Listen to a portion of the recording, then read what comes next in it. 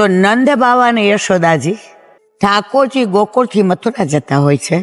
રાતના યશોદાજીને ઠાકોરજીનો વિરહ સહન નથી થતો, એટલે જે ખાંડણિયાથી ને બાંધા હોય છે ત્યાં બેસીને યશોદાજી કહે છે, લાલા મેં તને બાંધ્યો તો એટલે રૂઠીને જાસ? ગોપીઓ ઉરાહના દેવા આવે અને હું તને ગુસ્સો કરતી હતી એટલે મને મૂકીને જાસ?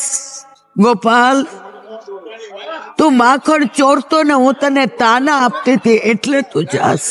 હવે હું એવું કાંઈ નહીં કરું, પણ તું મને છોડીને ના જા. ઠાકોરજી કહ્યું, માં કાજલ અંદર લ્યો ખુરશી. હું તને છોડીને આજે નહીં, કાલે નહીં ને ક્યારેય નહીં જાઉં. ભાઈ, સવારે તારો અક્રૂર જે રથ તૈયાર કર્યો છે, તારા સખાઓને તે તૈયાર કર્યા છે, તોય તું મને છેતરે છે. માં હું છેતરતો નથી. તને મારું કયું સ્વરૂપ ગમે?